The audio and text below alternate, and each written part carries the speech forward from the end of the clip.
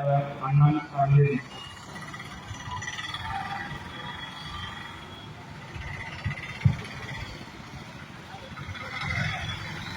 சேலம் மாவட்டம் ஒருங்கிணைந்து நடத்தி கொண்டிருக்கிற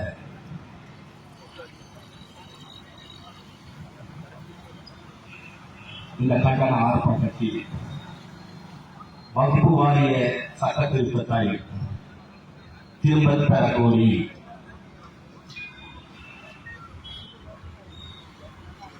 பெருந்திரளாக கலந்து கொண்டிருக்கிற அத்தனை காய்ச்சல் உருவங்களுக்கும் இந்த நிகழ்வை முன்னின்று ஒருங்கிணைத்த மாநில மண்டல மாவட்ட நிர்வாகிகளுக்கும் இந்த நிகழ்வை சேலம் மாவட்டம் முழுவதும் கொண்டு சேர்ப்பதற்காக களப்பணியாற்றிய அத்தனை தாய்த்தமிழ் உறவுகளுக்கும் எனது வணக்கத்தை உண்டாக்குகிறேன். அனைத்தையும் இந்துமயப்படுத்து, இந்துமயமான அனைத்தையும் இராணுவமயப்படுத்துகின்ற சாவர்கரின் 100 கால கனவை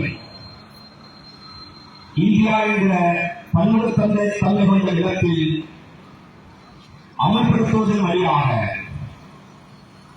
பல்வேறு தேசிய மொழியை மக்கள் வாழ்கிற இடத்தில் எப்பொழுதும் வன்மையும் வன்முறையும் துன்பத்தின் துயரத்தை மட்டுமே பதிவு செய்ய வேண்டிய இந்த இந்துத்துவ இயக்கங்களில் தொடர் அத்துணைகளில் ஒரு நிகழ்ச்சி நிரல் இது. காஷ்மீரை இந்தியாவின் ஒரு மாநிலமாக இருப்பது, மணிப்பூரின் சிறப்பந்தத்தை ரத்து செய்தது, பொது சிறை சட்டத்தை கொண்டு வந்தது, என்ஐஏ சிஐஏ சட்டங்கள் மூலமாக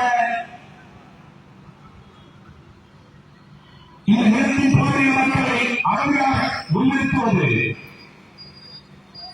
இப்படி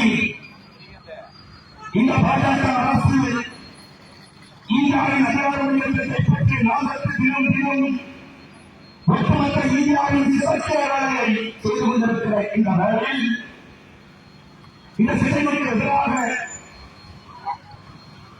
தமிழ்நாடு இந்த போராட்டத்தை அந்த சீமான் தலைமையில் முன்னெடுத்துக் கொண்டிருக்கிற நாமக்கல் கட்சிக்கு முதலில் ஒரு பெரும் மாவட்டத்தின் பாராட்டையும் தெரிவித்துக் கொண்டிருக்கிறது. ஏனெனில் ஒட்டுமொத்த இந்தியாவுக்கும் வழிகாட்டுதல் இடத்திற்கு நாமக்கல் கட்சியான சீமானும் வந்திருக்கிறார்கள் என்பதை நாம் உணர வேண்டும். இந்தியாவை அறிவிக்கிற உலகத்திற்கு நாம் வந்திருக்கிறோம். இது நிலையை முன்னேற்றம் கொண்டு வருகிறார்கள். இந்தியாவை வழிநடத்துவதற்கு நாமக்கல் கட்சி வந்திருக்கிறதா? இன்று மாலை கூட இதே இடத்தில் இஸ்லாமிய சொந்தங்கள் பல்லஜாமாக நம்பிக் கொண்டிருக்கிற இந்த திமுக அதிமுக கட்சியை தலைவர் மக்களையும் அல்லது இங்க இருக்கிற ஐயா அமைச்சரையோ அழைத்து ஒரு பொதுக்கூட்டம் நடத்த திட்டமிட்டிருப்பதாக அறிகிறோம். எங்களுக்கு என்ன புரியவில்லை என்றால் வடிவேலு ஒரு படத்தை சொல்றாங்க, சட்டெல்லாம் கீழே அடிபட்டு ரொம்ப 3 சார் உட்கார்ந்து இருப்பாரு.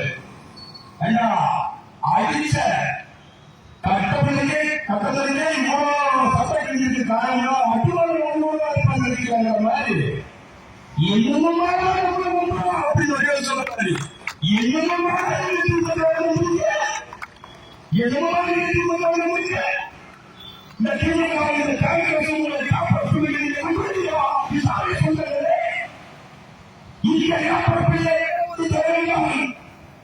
இஸ்லாமிய சிறுபான்மை மக்கள் இஸ்லாம்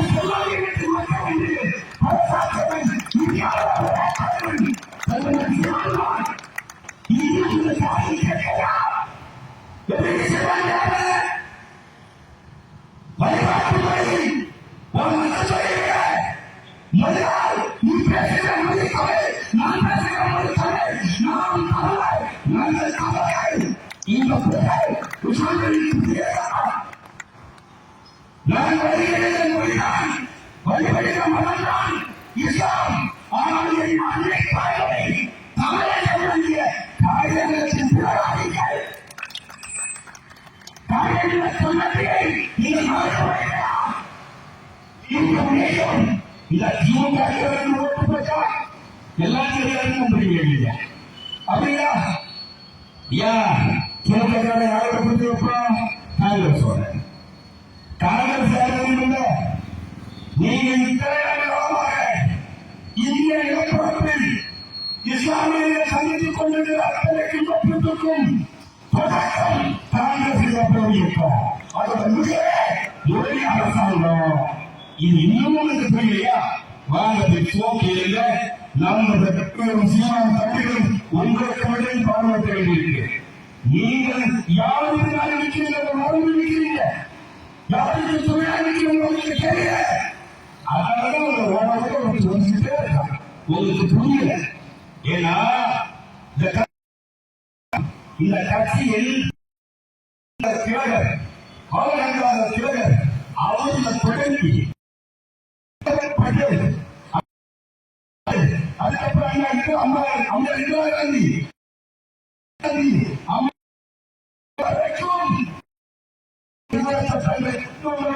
அவர்கள்தான் எங்களால் மதவாத நிரூபிக்க முடியும். உங்களுக்கு தெரியுமா, இந்த பிள்ளையாட்டத்துக்கு ஒரு விநாயக சக்தியோட கொண்டாடி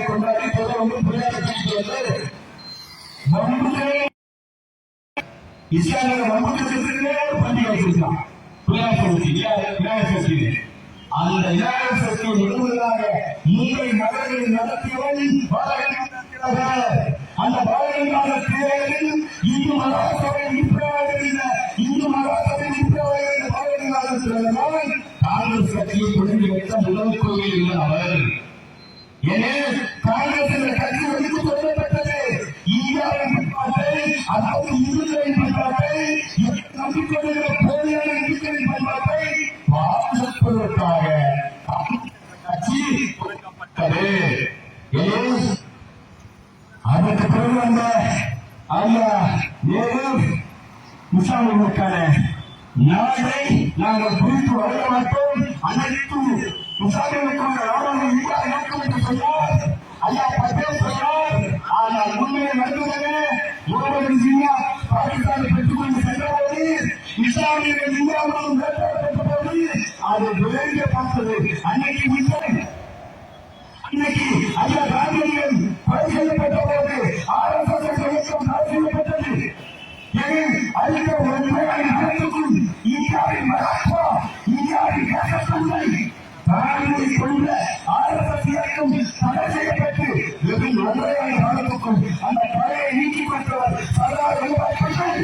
அதனால்தான் இந்த நரேந்திர மோடி அரசு ஆட்சிக்கு வந்தது. சர்தார் வல்லபாய் பட்டேலுக்கு கட்டி விட்டார்கள்.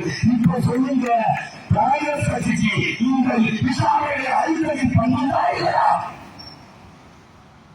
1983 சீக்கிய கலவரத்தின் வழியாக சீக்கிய மதத்தை அழிக்க துடித்தது இதே காங்கிரஸ் கட்சி. 1991 மிகப்பெரிய கலவரத்தை தூண்டி 2030 சாலைகள் வரைக்காமல் கொண்டு குடித்தது இதே காங்கிரஸ் கட்சி. உங்களுக்கு ஒரு முக்கியமான பல இருக்கு. பிஜேபி கட்சி பாபர் மசூதியை இடிச்சு வெளிநம்பிட்டு பாபர் மசூதி கூட்டப்பட்டிருக்கிற பாபர் மசூதி கோயில் 3 ஆண்டு காலம் சிக்கல் கோயில் இந்த நாட்டில் பிரதம மந்திரியாக இருந்த ராஜீவ் காந்தி 1989 செங்கல் பூஜை ஒரு பூஜையாக இருக்கிறார். செங்கல் பூஜை, அந்த பூஜை என்ன பாபர் மசூதிக்குள் ராமசாமி இருந்தது இந்து சொன்னதை ஏற்றுக்கொண்டு 1989 அயோத்தியில் சென்று தமது பிரச்சாரத்தை தொடங்கிய ராஜீவ் காந்தி அன்று செங்கல் பூஜைக்கு அனுமதி வழங்கினார். முதலாக பாபர் மசூதியின் கூட்டு உழைக்கப்பட்டு செங்கல் பூஜை நடத்தப்பட்டது ராஜீவ் காந்தியின் அயோத்தியில் நாட்டில் நடந்தது. அதற்கு பிறகு நரசிம்மா ஆட்சிக்கு வரும்போது அந்த செங்கல் பூஜையின் பழக்கத்தான் நரசிம்மா ஆட்சி காலத்தில் பாபர் மசூதி இடிக்கப்பட்டது. நரசிம்மராவ் ஒரு காங்கிரஸ் கட்சிக்காக இன்னும் 100 வருடம் சொன்னாலும் இஸ்லாமியர்களுக்கு புரியுமாக எனக்கு தெரியல. புரியுதா? ஐயா மட்டும் புரிந்தா போதும், இவர் ஒருத்தர் புரிந்தா போதும். ஏன் அதான் சொல்லலையா, இந்த குழாப்பட்டு நலத்துக்கும் பகுதிக்கும் இந்த குழாப்பட்டு கண்டுபிடிப்பாங்க அந்த அறிவுறுத்தப்பட போல நல்ல சீமான் ஒரு நாள் கண்டுபிடிப்பாங்க. இந்த குழாப்பட்டு இந்தியாவிடம் தமிழகம் இந்திய பெருநிலை தமிழகம் அதற்காக நாம் தமிழர்கள் இந்தியா எங்கே அதை நான் சொல்லல.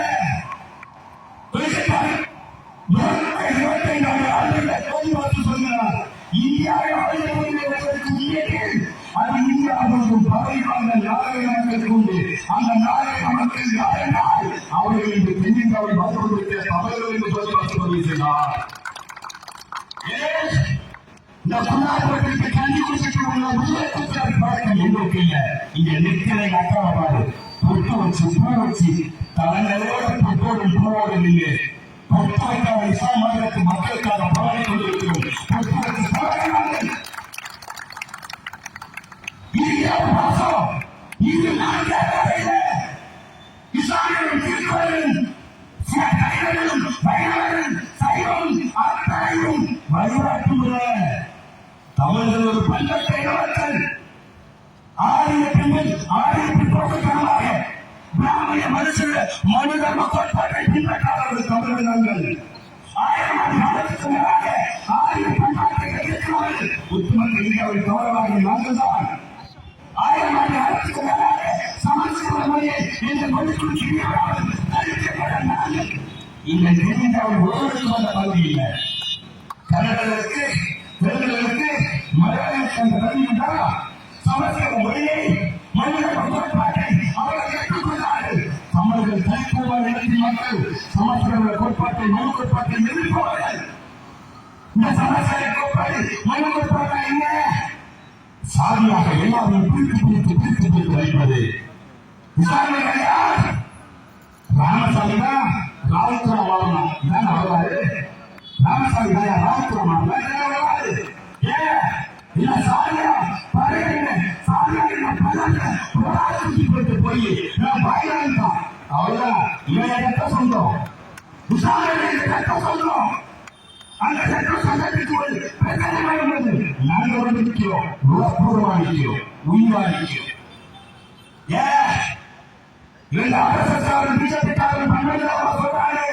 இந்தியாவில் இந்துக்களுக்கு ஒரு பண்பாடு உண்டு. இந்துக்களுக்கு ஒரு பண்பாடே கிடையாது, பண்பாடே கிடையாது.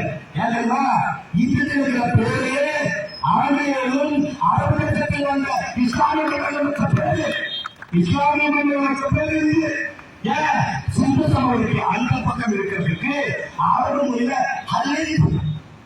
அதாவது அந்தாண்ட நம்ம தமிழ் சொல்லுவோம்ல, அந்தாண்ட சிந்து சமவெளிக்கு அந்தாண்ட சிந்து நதிக்கரைக்கு அந்தாண்ட இது அரபு மொழியில அல்ஹிந்த் என்று சொல்லுவாங்க. அல்ஹிந்த் என்றால் சிந்து நதிக்கு அந்தாண்ட இருப்பவங்க எல்லாம் ஒரு ஆள்.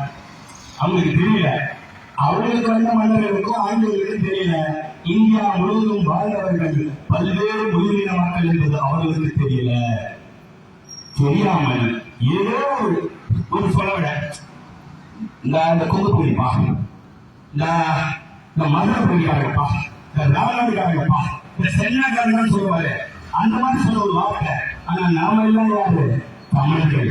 நான் யார் என்று தெரியாமல் எனக்கு வைத்த பேரு இந்து. இந்து ஒரு ஹிந்து தான். பழைய இந்து சட்டம் என்ன சொல்லுது? பழைய இந்து சட்டம் ஒரு சட்டம் சொல்றாங்க. அந்த சட்டத்தில் என்ன சொல்றாங்கன்னா, இந்த இந்து சட்டம் யாருக்கெல்லாம் பொருந்தும் அப்படின்னு அந்த விதி தொடங்குது. இந்த இந்து சட்டங்கள் யாருக்கெல்லாம் பொருந்தும் அந்த சட்ட புத்தகம் தொடங்குது. அது என்ன சொல்றான்? சீக்கிரம் அல்லாதா, பௌத்தர் அல்லாதா, சமணர் அல்லாதா, அல்லாதா, கிறிஸ்துவர் அல்லாதா, மற்றொரு அர்த்தத்திலிருந்து பொருந்தும். அப்ப இந்துக்கு டெஃபரன்ஸே இல்லை. இந்துதான் டெஃபரன்ஸ் இல்லை, வரவே இல்லை. இந்துக்களுக்கு வரவே இல்லாம யார் இருக்குங்களா? அவன் இல்லையோ, இவன் இல்லையோ, இவன் இல்லையோ, மற்றவங்க. நாங்க சொல்றோம், நாங்க இந்துக்கள் இல்ல. இப்ப நாங்க சொல்றோம், நாங்க இந்துக்கள் அல்ல. ஏன்னா இந்தியாவுடைய சிறைப்படைகள் இருக்கிறார்கள். ஆனால் இந்தியாவில் ஒரு முழுவதை பெறுவதில்லை. தமிழ்நாட்டுக்கு முழுவதை இருக்கா? ஏன்னா எங்களுக்கு உதவுள்ள தமிழ்நாட்டு எங்க பெருமாட்கள் இன்னைக்கு அண்ணாவும் ஈழத்திற்கான முக்கியம். ஏன் நமக்கு ஒரு பலவீனது சிவசொத்து கோரநாசம், சிவசொத்து கோரநாசம். சிவனுடைய சொத்தை அபகரிக்க நினைத்தால் பரம்பரை அவன் பிறக்க மாட்டான், அவன் குழந்தை நாசமாயிடும். அந்த பழமொழியோட அர்த்தம். என் அன்பு மக்களே, ஒட்டுமொத்த இந்திய அரசுக்கும் நாம் இந்த இடத்தில் சொல்வோம், சிவன் சொத்தை கட்டவன் கோராசன். சிவனுக்கு இன்னொரு பேருந்து ஈசன். ஈசன் சொத்தை கட்டவன் கோரநாசம். ஈசா அல்லாவின் சொத்தை கட்டவன் கோரநாசமாவான். ஈசன் ஈசா அல்லாவும் ஒன்றே ஒன்றே தேவன் என்பது எங்கள் திருமுறையின் வாக்கு. அந்த திருமுறையின் வாக்கை தான் நாம் தமிழர் கட்சி தத்துவ கோட்பாடு. அனைத்து மரம் எவ்வளவு சமம் திருமுறையின் கோட்பாடு. அதனால்தான் தமிழர்கள் எந்த ஏற்றுவாங்க. கல்ல குடும்பமா கும்பிடு, மண்ண குடும்பமா கும்பிடு, மரத்தை பார்த்து சாமியா சாமிதான், நிறைய பார்த்து சாமியா சாமிதான், குதிரையா சாமிதான், ஏழையா சாமிதான், சூரியனா சாமிதான், புல்புல்லா சாமிதான். ஏன் இந்த பிரபஞ்சத்தில் ஒன்றெல்லாம் ஒரு துணை, நாம் பிரபஞ்சத்தில் ஒரு துணி புரிந்து ஒட்டுமொத்த உலகை காட்டுகிறது. அவனை பேசுறதுக்கு மட்டும்தான் வந்து அதெல்லாம் பொங்கல் சொன்னாரு. சூரியனை சொல்றா, ஏன் சூரியன் பண்ணினாங்க. இந்த அறிவியல் பேரணியை தெரியும் நாங்கள் சொல்கிறோம். நீங்கள் நிம்மதியாக இருந்து சொன்னாங்களே ஐயா ஊவைசி அவர்கள், எல்லாரும் இஸ்லாமிய தலைவர் ஊவைசி அவர்கள் இந்த சட்டத்துக்கு ஈடுபட்டு சென்றிருந்தால் இந்த சட்டம் உறுதியாக நிற்காது. ஏன் நிற்காது என்றால் ஆர்டிகல் 25 அடிப்படை சட்டம் 25 படி சிறுபான்மை மற்றும் மொழி சிறுபான்மை மற்றும் மத சிறுபான்மை இருவர்களுக்கும் தலைநிலை உரிமை எல்லா அரசுக்கும் கிடையாது. மோடி அரசுக்கு கிடையாது. சிறுபான்மை மக்கள் நிறுவனங்கள் தலைவர் என்றால் அந்த நிறுவனத்தில் இருக்கிற ஒரு நபர் பரவலை பற்றி அதற்காக கோரிக்கை வைக்க வேண்டும். ஆனால் என் அன்பு மக்களே, இந்த சட்டம் செல்வதாக என்று சொல்கிறேன் என்றால் அதற்கு வாய்ப்புகள் துர்வாய்ப்புகளுக்கு காரணம் கடந்த 10 ஆண்டு காலமாக இந்தியாவுடைய காங்கிரஸ் அமைச்சரவையில் ஒரு ஸ்டாண்டர்ட் கூட இல்லை. அதனால் இந்த சட்டம் செல்வதாக இந்த சட்டம் நிற்காது. இப்ப அடுத்த சட்டம் நிற்காத சட்டத்தில் ஏன் போடலாம்? அதுக்கு ஐயா பேச வச்சிருக்காங்க. ஐயா ஏன் நிற்காது? அவங்களுக்கு தெரிஞ்ச இந்த சட்டத்தை ஏன் நீங்க போடுறா? இங்க தமிழ்நாட்டில் இந்து அறநிலையத்துறை ஒரு துறை இருக்கு, கர்நாடகாவில் இந்து அறநிலையத்துறை இருக்கு, இந்தியாவில் 2 தான் இருக்கு. இவருக்கு என்ன பிரச்சனை? இந்துக்களின் கோயில்களை அரசு நிர்வகிக்கிறது, பெரும்பான்மை இனமக்களின் கோயில்களை அரசு நிர்வகிக்கிறது, சிறுபான்மை இஸ்லாமியரின் கோயில்களை ஏனாமல் நிர்வகிக்க கூடாது அப்படிங்கிற ஒரு ஆசை. அதிகம் ஆசைதான் சரிதான். ஆனா காங்கிரஸ் சங்கராச்சாரம் மாதிரி திருட்டு கோயில்கள் வச்சுட்டு அப்படி சட்டம் கொடுத்தாங்க. முத்தாயமோ அவங்களே தப்பு செய்யல, எந்த உணவாக்கள் தப்பு செய்யல. ஏன் திருடாமல் வருகிற காசு பாவத்துக்கு சமம் என்று நினைப்பது இஸ்லாம மார்க்கம் சரியா? அதாவது உழைக்காமல் வருகிற காசு திருட்டுக்கு சமம் என்று சொல்வது இஸ்லாமா சரியா? உழைக்காமல் ஒரு காசு கூட திருடாமல் பக்கும் இஸ்லாம் மார்க்கத்துக்கு கிடையாது.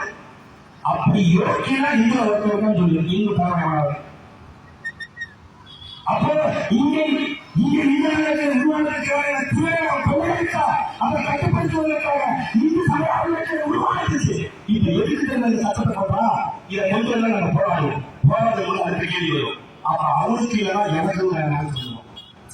இது போராட்ட யுத்தி அவனுக்கு வாய வேணாம்னா எனக்கு இந்து சமயத்தை நீக்கி கொண்டு தங்கி நீ தலைகளில் தண்ணி ஊற்றாங்க. தமிழ்நாட்டில் இந்து சமய அனைத்து இருக்கும். நாம் அந்த கட்சி இருக்கும் வரை அந்த குறையத்தான். நீ எத்தனை பேசாட்டம் எனக்கு தெரியும்.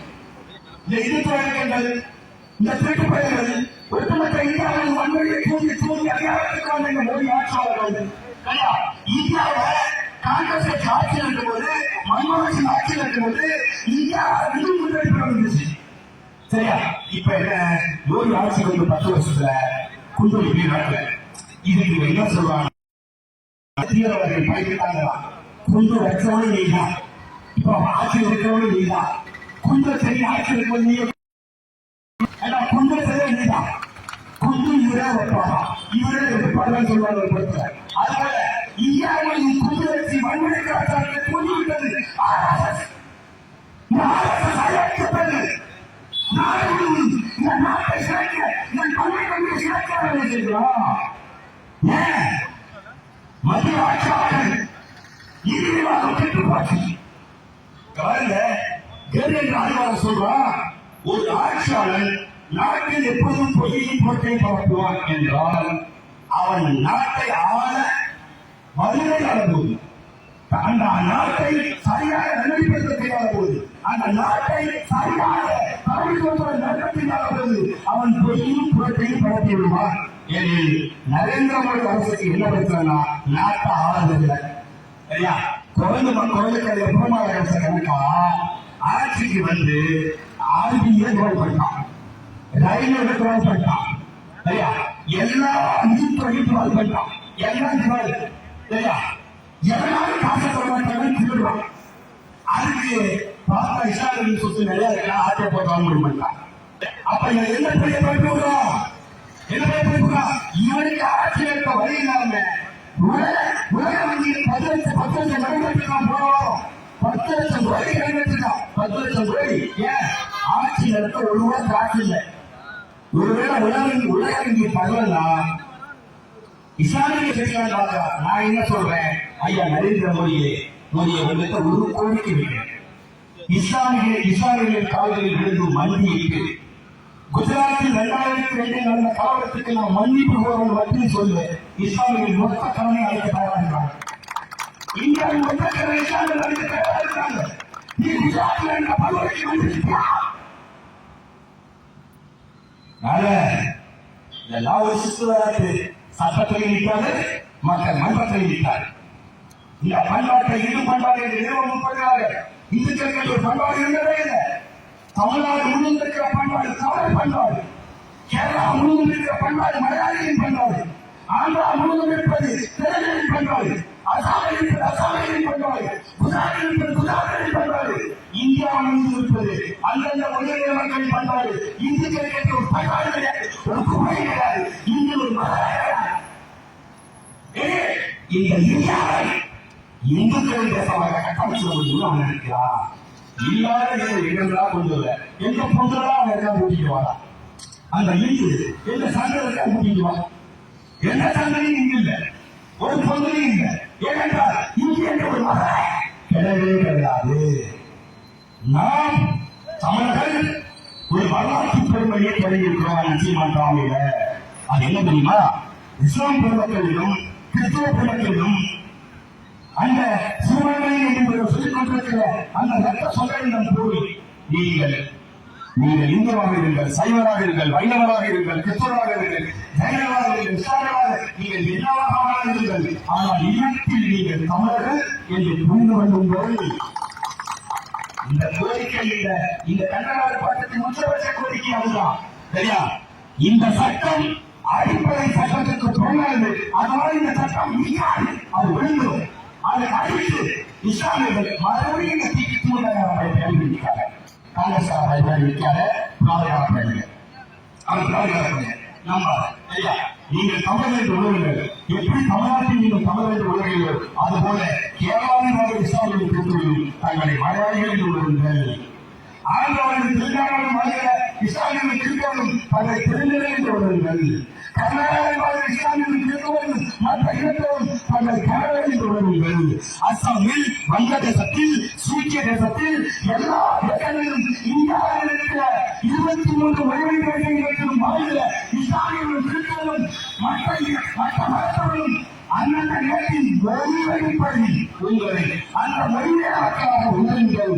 நீங்கள் அந்த மொழியினருக்காக உணர்ந்தால் இஸ்லாமிய கிறிஸ்தவர்களை கொண்டு வந்தால் இந்தியா பன்முகத்தன்மையுடைய நாடாகவே என்றென்றும் நீடித்திருக்கும்.